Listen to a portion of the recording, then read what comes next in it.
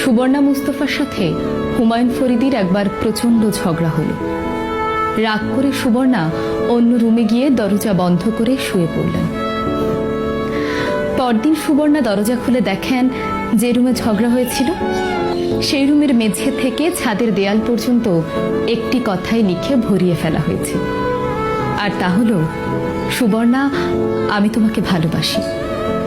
এত ভালোবাসাও তাদের বিচ্ছেদ ঠেকাতে পারেনি। 2008 সালে ডিভোর্স হয়, কারণ ভালোবাসা রং বদলায়। জীবনানন্দ দাশ লিখেছিলেন, প্রেম ধীরে মুছে যায়, নক্ষত্রেরও একদিন মরে যেতে হয়। সেই জীবনানন্দ দাশকে একবার দেখে বিয়ের পিঁড়িতে বসেন লাবণ্যপ্রভা।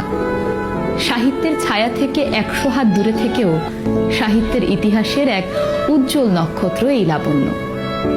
সেও একটা সময় পর বুঝতে পারে তার স্বাধীনতা হারিয়ে যাচ্ছে, মুক্তির জন্য ছটফট করতে থাকে।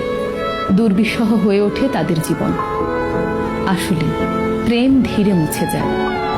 গুলতেকিন নামের ক্লাস 10-এর সেই কিশোরী হুমায়ুনের প্রেমে অন্ধ হয়ে তাকে বিয়ে করে ফেলে, কিন্তু বিয়ের পর জানতে পারে লেখক হুমায়ুন মানুষ হিসেবে খুবই সাধারণ। বাস্তব জীবনে সে চাঁদের দিকে হাঁ করে তাকিয়ে থাকে না, কবিতা আওড়ায় না, তার মধ্যে অসাধারণ কিছুই নেই। আর 10টা মানুষের মতোই সে খুবই সাধারণ, স্বপ্নভঙ্গের মতো ব্যাপার। তখন গুলতেকিন বলতে থাকেন, তোমার শুধু লেখাই ভালো, অন্য কিছু নয়। আসলে ভালোবাসা রং বদলায়। নন্দিতা রায়ের বেলা শেষে সিনেমায় এই কঠিন সত্যটি অতি সহজভাবে তুলে ধরা হয়েছে। হাতের উপর হাত রাখা খুব সহজ, কিন্তু সেই হাত সারা জীবন বয়ে বেড়ানো খুব একটা সহজ নয়। সহজ নয় তার কারণ ওই একটাই, ভালোবাসা রং বদলায়। প্রেম ভালোবাসার সহজলভ্যতার এই পৃথিবীতে দুর্লভ দুটি জিনিস হলো মনের মানুষ এবং মানুষের মন। এ দুটোর উপর বিশ্বাস থাকা ভালো এবং উচিত বটে, তবে শুধুমাত্র নিজের মাঝে।